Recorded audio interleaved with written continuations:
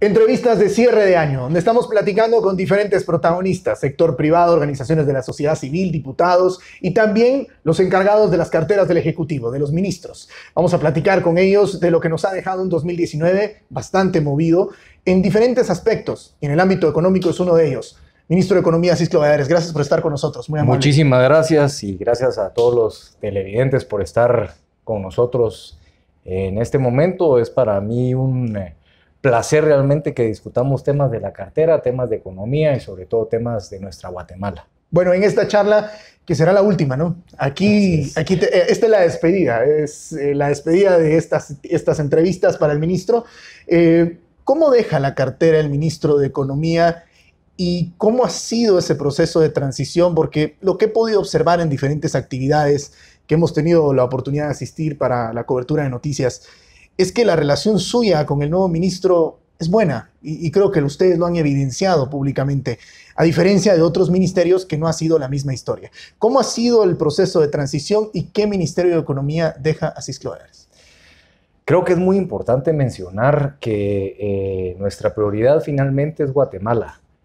Con el ministro designado Antonio Maluf tenemos una muy buena relación de trabajo. Eso ha permitido, obviamente, que en esa transición se haya trabajado sobre temas que deben continuar. Temas que hemos trabajado en conjunto con sociedad civil, con el sector privado, con la academia, con legisladores, con otros poderes del Estado. Y es por eso que ha habido esa transición ordenada, democrática, transparente en el Ministerio de Economía. Y sobre todo hemos tenido el apoyo del ministro designado en cuanto a los proyectos que él ha considerado con su equipo de trabajo que vale la pena continuar y seguir adelante. Podemos mencionar como ejemplo la ventanilla única de la construcción, por ejemplo, o recientemente el Guatemala Innovation Forum, donde nos acompañó el ministro designado a cerrar.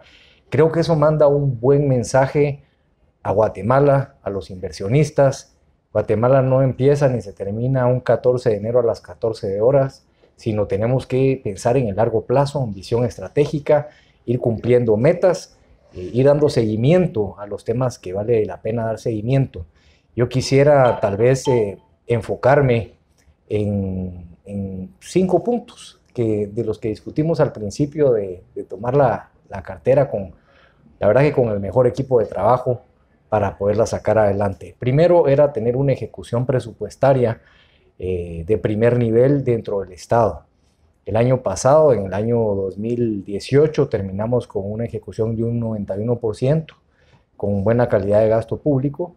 Este año esperamos terminar con una ejecución de un 93%.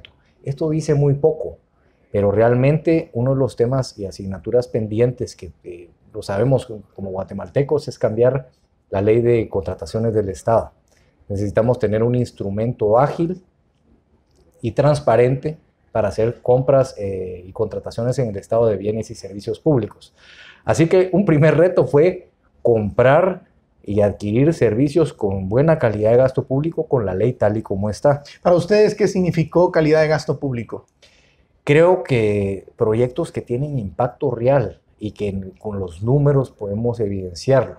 Vamos a poner un ejemplo. Como segundo punto de esos compromisos que se tuvieron, se lanza la Política Nacional de Competitividad. Para eso tuvimos obviamente que involucrar a diversos sectores de la sociedad, al sector académico, sector productivo, universidades, sindicatos, y nos da una hoja de ruta con clústeres, con prioridades, con rutas de enfoque, con áreas de fortaleza en los distintos territorios, con una mentalidad de ciudades intermedias. Entonces nos deja una herramienta que es una hoja de ruta consensuada y que obviamente permite seguir por sucesivos gobiernos con una hoja de ruta clara, definida y sobre todo consensuada y discutida con amplios sectores. Sin perder el tema de los 5 puntos, detengámonos en este segundo punto por un momento. ¿Cómo superar el reto de lo que significa trabajar un plan a largo plazo por gobiernos que cada 4 años hacen cambios radicales en muchas ocasiones? ¿Cómo se construyen esos planes para que sea un proyecto de verdad a largo plazo y que de verdad se cumpla y de verdad se ejecute como estaba planeado desde un inicio? Considero que lo más importante es lograr los consensos necesarios, que nos convenzamos los distintos sectores. Podemos tener diferencias, pero hay temas de consenso siempre. Quiero poner un ejemplo. Cuando estuve de coordinador del Plan Alianza para la Prosperidad para Guatemala, había un tema que surgía en cualquier lugar de Guatemala, y era que necesitábamos mejorar la infraestructura vial. Podía estar sentado con las asociaciones gremiales más importantes del país, empresarios connotados, grandes empresarios, o podía estar en el último rincón de Guatemala, en una comunidad con muchas necesidades y precariedades, y el tema de mejorar la infraestructura vial era un tema de consenso. Son de los temas que tenemos que aprovechar. Hay consenso sobre esos temas. Tal vez el cómo o por dónde es lo que tendremos que discutir, pero por lo menos hay temas de consenso nacional y esos son los que trazan, que consideramos, el largo plazo. Creo que cualquier gobierno tiene que tener una mezcla de ambos temas. Por ejemplo, la política nacional de competitividad es mediano y largo plazo, aunque ya se esté implementando en territorio. Pero, por ejemplo, un tema de corto plazo, porque necesitamos los guatemaltecos activación económica de corto plazo, era la ventanilla única de la construcción. Que es otro de los 5 puntos. Es otro de los 5 puntos. Y en este tema estamos muy orgullosos porque, por ejemplo, el año pasado liberamos, es decir, más de 4 millones de metros cuadrados de construcción. Había una presa, ¿no? Habría una presa porque quien ha tenido experiencias de construcción sabe que antes de llegar a la municipalidad para obtener una licencia de construcción tiene que pasar por 9 dependencias. Sí, y era un tormento, ¿no? Todavía tenemos que terminarlo de refinar porque el propósito final es que sea digital. Esto lo platicamos a medio año, me recuerdo, en la Red Noticias. Usted nos contaba de la ventanilla única para el tema de la construcción. La liberación de esta empresa que había de metros de construcción, ¿en qué se ha traducido? ¿Cómo se ha logrado? Y el siguiente paso, la digitalización, ¿cómo se va a lograr en un gobierno que parece que la burocracia es de regla para no permitir que se acabe en algunos lugares el tema de la corrupción? Creo que algo que es importante mencionar es que vemos el impacto de los números en nuestra economía. Por ejemplo, en el segundo trimestre de este año vimos un crecimiento del sector construcción de 9.3%. Uh-huh. En el mes de septiembre, un 7%. Es decir, estamos viendo números 2 o 3 veces superiores al crecimiento que se tiene en el Producto Interno Bruto. Eso se traduce en más trabajo, más bienestar y obviamente en un sector que está generando mucha prosperidad para nuestra economía. Ahí están los números. Es decir, la intervención da resultado. ¿Cómo seguir? Y es lo lógico el siguiente paso. Porque estos fueron ejercicios manuales, como les decimos nosotros, donde nos reuníamos las 9 instituciones, llegaban por orden pues, de metros cuadrados las empresas o empresarios que tenían metros cuadrados ahí suspendidos y iban pues, finiquitando todos sus trámites con cada una de las instituciones. Esa es la forma manual de hacerlo. Para poderlo hacer... Un poco arcaico, ¿no? Es un poco arcaico. Para la época en la que estamos. Es un poco arcaico, simple, pero a veces en la simpleza están las grandes soluciones. Y por eso a veces no nos tenemos que quebrar tanto la cabeza. Por lo menos ya no tenían que ir a 9 lugares diferentes. Así es. Y eso ahorraba realmente tiempo, kilómetros de... Tenemos una medición más exacta, no tengo el dato ahorita, pero por cada licencia de construcción creo que se recorrían, si no muy recuerdo, 60 kilómetros. Puedo estar... ¿Redujo focos de corrupción? Consideramos que sí, porque obviamente se estandarizaron, por ejemplo, los requerimientos. Cada institución, cada una de estas 9 instituciones pedía diferentes requisitos, por ejemplo. Eso hace complejo el tema. Por supuesto que se reduce la corrupción. Se es más transparente con el proceso. ¿Cuál es el ideal? Y es llegar a la ventanilla digital, es a través de la ley Pro Guatemala, para poder tener ventanillas únicas. Y no hablemos solo de construcción, hablemos, por ejemplo, ventanilla de importaciones, para tener una ventanilla futura de MIPYMES, necesitamos tener el fundamento legal adecuado.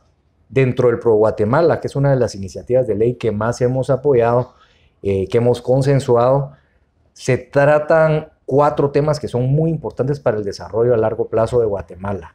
El primero es marca país. Como marca país tenemos un rezago a nivel de Latinoamérica, tenemos que trabajar fuerte para vender la marca Guatemala, para que nos conozcan en todo el mundo Guatemala, lo valiosos que somos los guatemaltecos y el valor y esa riqueza cultural que tenemos tanto en Guatemala y que no hemos sabido llevar al mundo. Segundo, tema del Pro Guatemala es atracción de inversiones y no solo atraer al inversionista, sino llevarlo de la mano y acompañarlo. Segundo punto, el Pro Guatemala como institución. El tercer punto es la promoción comercial de Guatemala y productos guatemaltecos en el exterior. Y el cuarto punto es la incorporación de la competitividad o el Programa Nacional de Competitividad, que es un acuerdo gubernativo al día de hoy. Una institución sólida, con visión de largo plazo, con una junta directiva público-privada y que tiene la capacidad de generar esas ventanillas ágiles para cualquier tema. Necesitamos, está en tercera lectura, por cierto, que el Honorable Congreso de la República la apruebe, porque le daría nuevamente sentido y visión de largo plazo a las estrategias económicas de nuestro país. Tomando como ejemplo este caso, ¿qué opinión le merece al ministro de Economía lo que ocurre en 4 años de legislatura en el Congreso de la República, donde la agenda es sumamente complicada de lograr consensos? ¿Y qué cree que pueda ocurrir usted con la experiencia que tiene por la situación que se va a presentar ya a partir del próximo año con más de 100 nuevos diputados? Y aparte de 100 nuevos diputados hay que sumarle el tema de diferentes bancadas y una oposición que tiene mayoría. Creo que lo que tenemos que entender en Guatemala es que tenemos que tener madurez política. Todos somos guatemaltecos, podemos tener diferente bandera partidaria, ideológica, podemos pensar diferente, pero estoy seguro que todos queremos una mejor Guatemala, queremos una Guatemala con más oportunidades para todos, queremos una Guatemala donde se generen más trabajos y prosperidad en Guatemala, queremos una Guatemala con menos migración. Entonces se llama madurez política y llegar a esos consensos, donde obviamente implica muchas veces hacer concesiones. Cuarto punto de los que veníamos discutiendo. Me lo cuenta después de la pausa. Solo vamos a la pausa. Son 5 puntos, vamos por 3 puntos, son 5 puntos. Faltarán 2 puntos, vamos a la pausa. Cuando regresemos en la Red Noticias, estamos conversando con el ministro de Economía, Cisclo Valladares. La historia que le estamos contando es lo que ha ocurrido en un periodo de gobierno. Y nos vamos a meter también de lleno al regresar en la entrevista a eso que ha ocurrido. En 4 años, el ministro nos ha planteado conversar sobre 5 puntos que considera son los principales logros de su gestión. Vamos a la pausa, ya regresamos con más. Continuamos en la Red Noticias, estamos conversando con el ministro de Economía, Cisclo Valladares. Ministro, me mencionó ya 3 puntos de los que usted considera son los 5, entendería yo, grandes logros de su gestión. ¿Cuáles son los dos que restan? Antes de la pausa usted me mencionaba el 4º punto. Cuarto punto es agenda legislativa. Tenemos que entender, querramos o no, que el lugar por excelencia para tener las discusiones políticas en Guatemala se llama Congreso de la República y que ahí estamos representados los guatemaltecos. Que podría haber mejor sistema de representación, creo que es algo que podemos discutir, pero finalmente es donde las grandes discusiones políticas deben llevarse a cabo. No nos debemos de frustrar, creo que es donde los grandes consensos se pueden lograr. Y quisiera hablar de varios logros, y varios logros que no son del ministro de Economía, ni del Ministerio de Economía, ni de su equipo, sino es de trabajar en equipo pensando en visión de largo plazo por Guatemala con otros organismos del Estado. Y aquí tengo que reconocer el trabajo, por ejemplo, de la Comisión de Economía, de la Comisión de Comunicaciones, del Congreso de la República. Quisiera, producto de ese trabajo legislativo que hemos trabajado en conjunto, mencionar varias leyes que pasaron, incluso iniciativas de ley que no han pasado. O sea, ¿a usted no le ha costado tanto el Congreso como le ha costado a otros ministros? José Luis Benito, por ejemplo. Yo diría, por ejemplo, que en tema de materia económica, el Congreso de la República ha aprobado, y podríamos medirlo, un récord de leyes con impacto económico real durante los presentes 4 años. En estos 4 años, la ley más importante que el Congreso aprobó en temas económicos. Es bastante difícil de definir, pero por ejemplo, sin una ley de derechos de vía para el libramiento de Chimaltenango, hoy no tendríamos un libramiento de Chimaltenango. Temas de ingeniería tendrán que ajustarse, pero finalmente hay un libramiento de Chimaltenango. Y sobre todo probamos nuestro modelo Según nuestra Constitución, el interés general prevalece sobre el interés particular y tenemos que generar más libramientos como Chimaltenango, en Cuyotenango, por ejemplo, para llegar a Guatemágica, lo que es el IRTRA. Cuyotenango ya se volvió un problema. Podemos ver el tema también San Lucas, de San Lucas. San Lucas, empecemos por San Lucas. Ya vamos a diseñar el libramiento de San Lucas.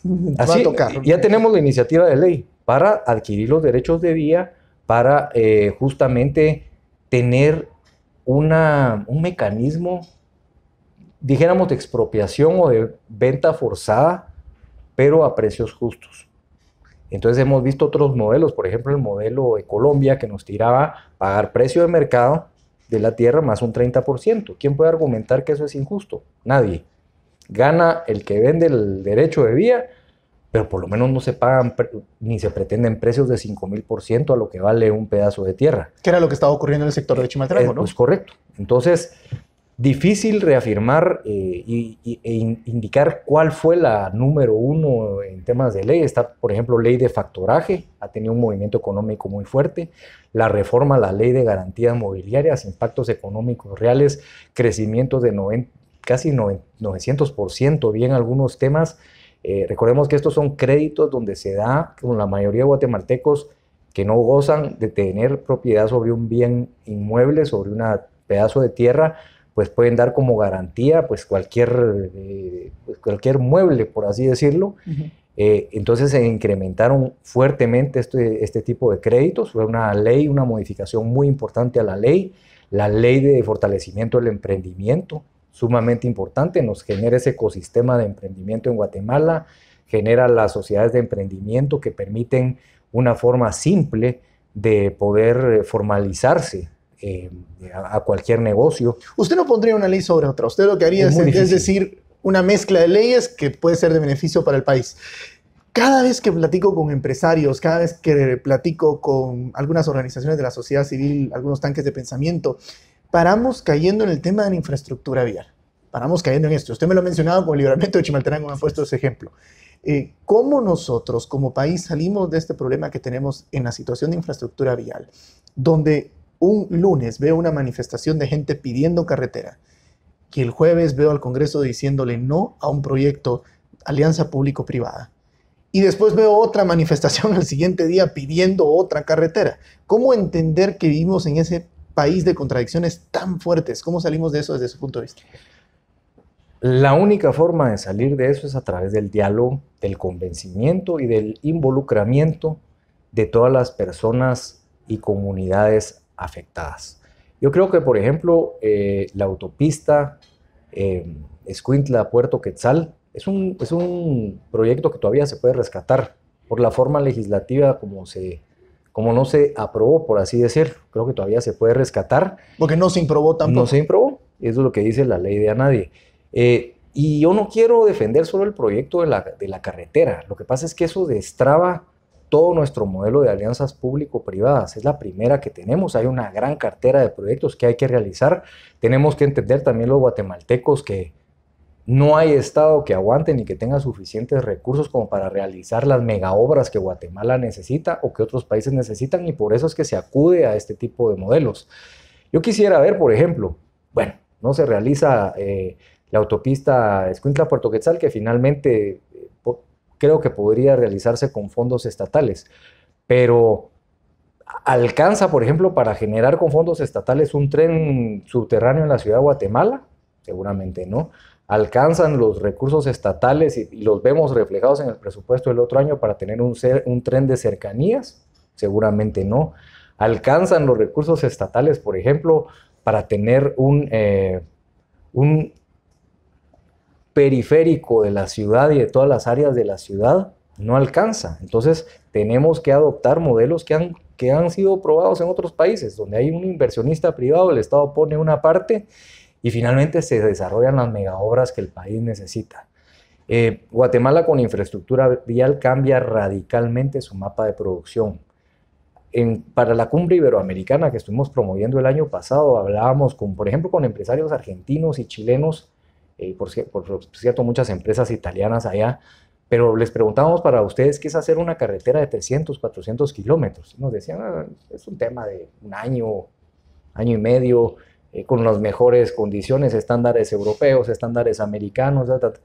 Yo les decía, ustedes saben lo que eso significaría en mi país. 3 carreteras, no le digo más, de esa magnitud. No me decían. Si tuviéramos ese tipo de carreteras que conectara toda la franja del sur, estaríamos de México a El Salvador en 3 horas, o menos tiempo posiblemente. Estaríamos en la franja transversal del norte, conectando México con Honduras en 3 horas o menos posiblemente. Y si lográramos lo mismo, conectividad entre puerto y puerto, tendríamos, sin ponernos pomposos, un canal seco interoceánico. Cambiamos radicalmente el mapa productivo de Guatemala, hacemos viables empresas y negocios donde hoy no son rentables ni viables empresas y negocios. Y me refiero, por ejemplo, veíamos casos de empresas grandes, y no me quiero referir a MIPYMES ni cooperativas, que son la gran mayoría de empresas a nivel nacional. Pero, por ejemplo, una empresa grande como Calzado Cobán, que se encuentra en Las Verapaces. Yo les preguntaba a los empresarios, ¿para ustedes es rentable estar aquí? Ellos obviamente me decían que no, era un cariño especial que tenían por el lugar y por eso se asentaron ahí, porque lo que les convenía a ellos era estar generando esa misma industria en un lugar cercano a la ciudad de Guatemala. Le escucho y me recuerdo que una vez puse el Waze y le pongo IRTRA de reo. Solo, no iba a ir, pero que tenía la duda de cuánto me podía hacer. El resultado que me da es 3 horas. Y veo que son 113 kilómetros, una cosa por el estilo. Y yo veo, bueno, 113 kilómetros, 3 horas no tiene lógica. Entonces yo digo, no, ¿qué está pasando en Guatemala? Hacerse 3 horas para un lugar que está a 100 kilómetros no tiene sentido. Esto me lleva a la siguiente pregunta. Lo escucho usted y digo, bueno, en México a El Salvador en 3 horas. De tal lugar a tal lugar en tan poco tiempo. ¿Qué le hace falta al guatemalteco para sacar adelante estos proyectos? Porque creo que muchas veces el problema no es plata, el problema no es interés de atracción de inversión, inversionistas extranjeros que quieran venir a poner la plata para construir esas carreteras.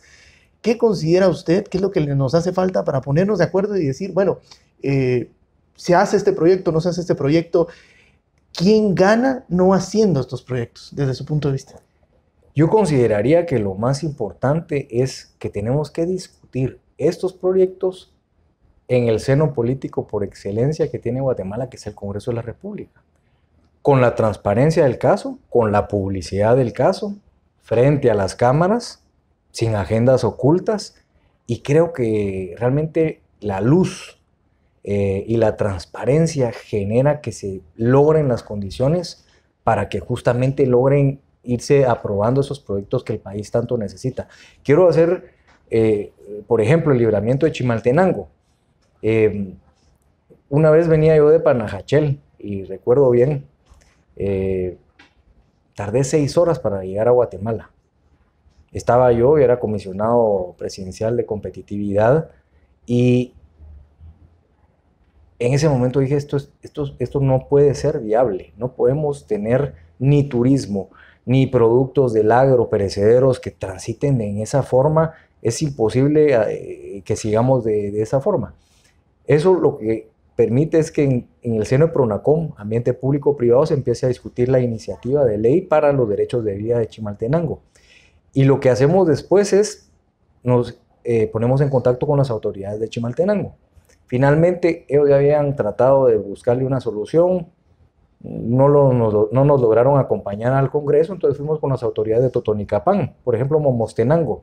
Momostenango muy afectado por esos tipos de tráfico. Los momostecos, la verdad es que son muy comerciantes y obviamente dispuestos. Nos acompañaron las 32 comunidades de Momostenango a presentar la iniciativa de ley que elaboramos juntos con la comunidad para poder hacer esa iniciativa de ley de Chimaltenango. Entonces lo que nos hace falta es sacar a la luz todos esos megaproyectos, discutirlos públicamente, que tengamos todos claros qué va a ganar quién, cómo queda, por ejemplo, la empresa en el tema de Escuintla Puerto Quetzal. La verdad es que yo invitaba a muchos críticos a decir, por favor encuéntrenme un canon más alto en América Latina, que se pague por una autopista. Y si lo encuentran, por favor tráiganme el ejemplo porque negociamos mal. No me lo han traído a la fecha. El hecho que... Pero los críticos de ese proyecto eran los mismos alcaldes de algunas localidades cercanas, ¿no? ¿Qué ganaban con ellos oponerse? Yo creo que es viable incluso que las comunidades discutan qué ganan ellos con la carretera. Y que pensemos también en esas comunidades, y me refiero no solo al tema carretero. Yo sé que con la carretera ganan algo, ganan conectividad, pero incluso eso es válido, que lleguen con planteamientos concretos los alcaldes de qué estarían dispuestos ellos a negociar para apoyar un proyecto como la carretera, que es de interés nacional. Pero esos diálogos no se han tenido a la luz, y por eso yo creo que el proyecto de la carretera es rescatable, es de sentarse con las autoridades, con las comunidades y buscarle una solución. Que las comunidades cercanas no quieren pagar peaje, perfecto, negociémoslo con la empresa. Que no paguen peaje. Que no paguen peaje, pero son temas que tenemos que tener la discusión. Que quisieran tener algún tipo de paso a desnivel o otro proyecto porque la carretera les complica de alguna forma, perfecto, discutámoslo. Yo creo que todos esos grandes temas, eso es lo que nos hace falta en Guatemala, discutirlos abiertamente. A mí me preguntaban, por ejemplo, en un foro temas polémicos para Guatemala como hidroeléctricas y minería. A mí me preguntaban, pero es que usted está a favor de la minería en ese foro. Yo les decía, depende. ¿Ya? Me salió el abogado y no el ministro, dijeron. Pero la verdad es que yo les decía, sí, si la minería, y obviamente hablando la que no contamina, la que se puede llevar en una forma como la llevan países del primer mundo, si con minería reducimos a cero el número de niños desnutridos y de desnutrición crónica en Guatemala, ¿cómo me voy a oponer yo a la minería? Aprovechemos nuestros recursos naturales para justamente sacar de la pobreza a quienes tenemos que sacar de la pobreza, que son las comunidades. Eso nos mete en otra discusión. Hablemos de regalías en el tema minero para las comunidades. Que la comunidad vea lo que gana de cada proyecto, como pasa en otros países. ¿Y usted sí cree que hay grupos de interés que están interesados en generar conflictividad para vivir de eso? Y que estos grupos de interés son los que perjudican este tipo de pláticas, discusiones de estos megaproyectos. Quisiera creer que no. Siempre he sido un optimista. Me gusta ver el vaso medio lleno. Pero también sería ingenuo de mi parte pensar que no los hay y que se gana del conflicto y que se gana de que no se hagan los proyectos. Pero ¿quién gana específicamente? Es lo que hay que preguntarse. Los guatemaltecos como sociedad perdemos todos. Y cuando se haga un proyecto de esos, yo, por ejemplo, como ministro y con mi equipo de trabajo, cuando me tocaba ir a promocionar Guatemala como destino de inversión, ¿qué era lo primero que me salía? La mina tal. Mire, pero es que ¿cómo va a ser que en un país a una empresa minera que pasó todos sus permisos la frene una resolución judicial? Pero esa es nuestra corte. ¿Qué le va a contestar uno a eso? Y realmente, pues, obviamente tienen su punto los inversionistas en tener y expresar temor por venir a Guatemala bajo esos términos. Retomemos los puntos que usted me mencionaba. Vamos al quinto punto, que era el que hacía falta. ¿Cuál es ese quinto punto de los principales logros de la gestión? Voy a hacer rápido el cuarto punto porque me faltó muchísimo. A ver, pero vamos a pasar rápidamente. Se pasó la convención de la apostilla, que es para evitar legalizaciones consulares. Eso lo entenderán mucho nuestros migrantes en el exterior cuando tratan de mandar documentos legalizados a Guatemala. No es un tema que apasiona en el Congreso, por supuesto, pero muy importante para Guatemala. Se aprueba la convención de la compraventa internacional de mercaderías, muy importante para Guatemala. Lo tienen otros países de los años 70 del siglo pasado, y lo que permite es agilizar términos comerciales entre dos países donde llegar a un contrato, por ejemplo, bajo la convención es sumamente fácil. Tenemos reformas al Código de Comercio que nos mejoraron el índice del Doing Business. Pasó la ley con reformas al Código de Comercio, la ley de factoraje que ya mencionamos, la ley de emprendimiento, la ley de incentivos, por ejemplo, al sector cafetalero y el fideicomiso del café, que también, críticas con lo que se tenga, es uno de los productos emblema de Guatemala. Ley de fomento económico para el agro y temas agrícolas, nuevamente con su discusión y con lo que sea, pero son temas de impacto económico. Se trabajó y se tiene ya fuera de Comisión de Economía un metro subterráneo para la ciudad de Guatemala. Se tiene ya reformas a la ley de emprendimiento que eran necesarias luego de ver algunos ajustes que había que hacer a la ley. Se tiene ley de leasing, lista también para aprobarse. Se tiene ley de competencia en tercera lectura. Se tiene ley de insolvencias. Eso a los guatemaltecos, incluso yo, como ministro de Economía, bueno, la ley de insolvencias, empujémosla. Me decían, no, ministro, no se, no se equivoque. No tener esa ley es uno de los impactos más fuertes que tiene Guatemala en sus mediciones del Banco Mundial. Entonces, por eso la fuimos a discutir a la Comisión de Economía, tiene dictamen favorable. Esto permite a los negocios que van mal reorganizarse, como tienen otros países, el capítulo 11 en Estados Unidos, capítulo 7 para los migrantes y gente guatemalteca que ha estado en el exterior. Pero si un negocio va mal, ¿quiénes salen? Los dueños. Pero se quedan los trabajos, se quedan los trabajadores y se queda la empresa como un negocio en movimiento y pueden venir nuevos inversionistas que sí lo saquen adelante. Entonces, se generaron muchas propuestas. Unión aduanera, realmente creo que hemos logrado más avances en los últimos 70 años, libre tránsito de mercaderías con Honduras, estamos al borde de tener esa unión aduanera ya con El Salvador, ya se firmaron todos los protocolos, faltan algunos ajustes de medidas no arancelarias y fitosanitarias, pero estamos al borde de tener una unión aduanera real en el Triángulo Norte de Centroamérica como nunca antes se había tenido. Eso obviamente hubo tema legislativo tanto en Guatemala como en El Salvador. Y bueno, y cayendo en el quinto punto, podría seguir hablando del tema legislativo que me apasiona y creo que es donde se pueden hacer impactos bastante fuertes. Ley de servicio civil, ley de contrataciones del Estado, correcto. Esa es la pasión por el tema legislativo. Y sé el impacto que una buena ley y una buena institución tiene en la economía. Law and economics, como dicen en inglés. Pero bueno, regresando un poco al quinto punto, modernización. ¿Cómo podemos hablar nosotros como Ministerio de Economía de modernización si realmente no somos un ejemplo? Entonces, a nivel del Ministerio de Economía se incorporó lo que es la firma electrónica, se digitalizaron procesos. Digitalización de procesos implica transparencia, implica eficiencia. Esperamos dejar realmente 3 procesos totalmente digitalizados. Uno va a ser Diaco.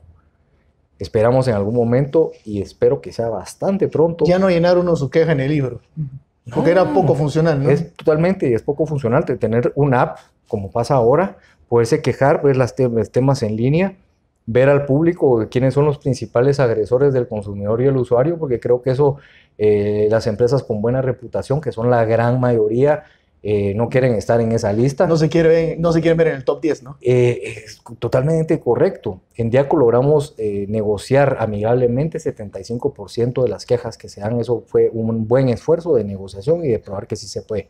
Uno de los procesos modernizados. El proceso de Maquila 2989, lo mismo. Es decir, entre el expediente digital, cada quien sabe en qué paso va, y no es saqueo de folder tras folder tras folder y hágame la campaña de, por favor, ¿será que puede agilizar? Se acabó ese tema porque hay una línea muy puntual digital que evidencia por dónde va el proceso. Lo mismo en temas de certificados de origen de productos. Son 3 procesos críticos para el Ministerio de Economía que esperamos y que estamos seguros entregaremos pronto, que quedarán totalmente digitalizados. Digitalización nuevamente es transparencia. Es agilidad, es menos costos, es mejor servicio para el guatemalteco. ¿No hubo mucha resistencia al tema de transformación digital de un ministerio? Siempre hay, y creo que... ¿Como cartera tienen sindicatos? Sí, hemos trabajado... ¿Cómo han trabajado con los sindicatos? La verdad que hemos trabajado bien con los sindicatos, nuevamente, los hemos llamado a la madurez política, a apoyar los proyectos que son de largo plazo. Ellos saben también y han tenido un ministro y a un equipo en el ministerio que apoya las causas nobles, laborales y de mejora de los trabajadores, porque ¿quién está en contra de eso? Y con ese razonamiento hemos logrado avances y hemos logrado trabajar de la mano con los sindicatos, que hay 2.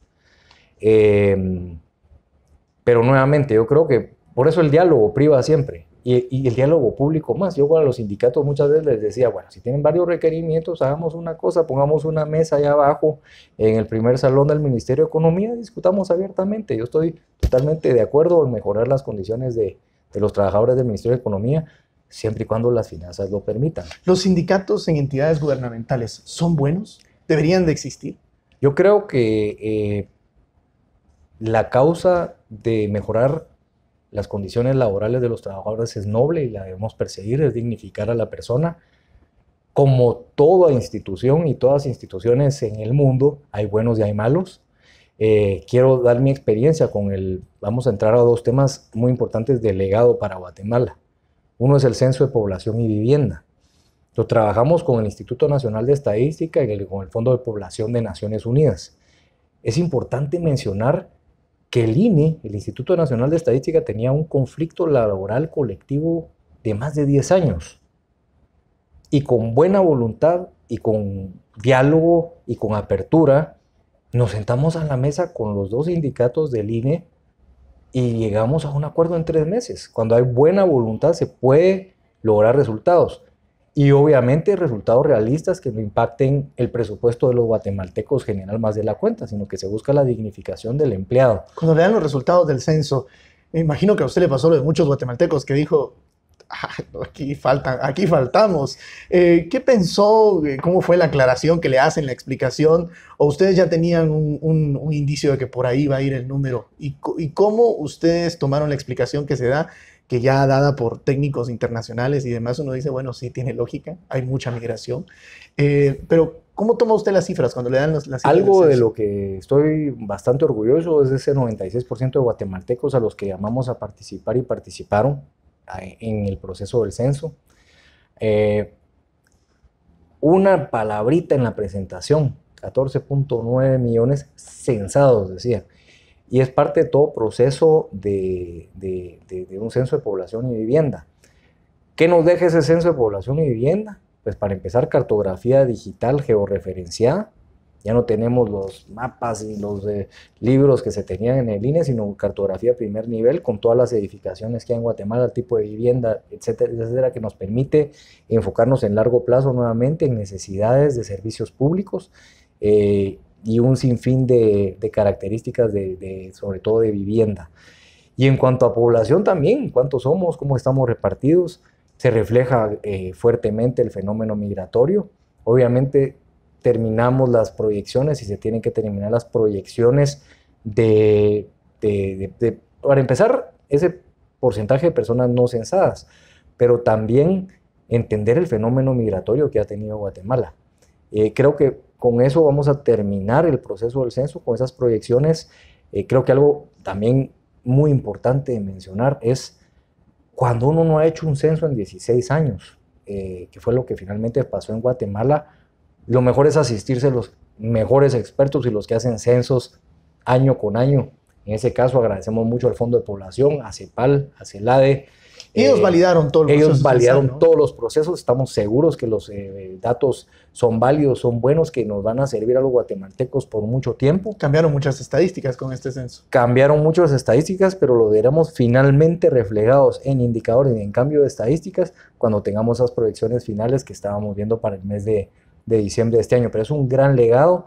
Pero nuevamente, regresando, se llegó a consensos con los sindicatos del INE, con madurez política. Se terminó un tema de 10 años, sin hacer bulla, sin que tuviera un impacto fuerte en el presupuesto. Era un pacto colectivo, por ejemplo, que preveía incremento de 10% anual para los trabajadores. ¿A quién no le gustaría darle un incremento anual de 10% a los trabajadores? Quiero que cualquier persona con corazón, eso es lo que quisiéramos, pero no da el presupuesto. Usted venía de la iniciativa privada. ¿Qué tanto cambia el mundo de lo privado a lo público?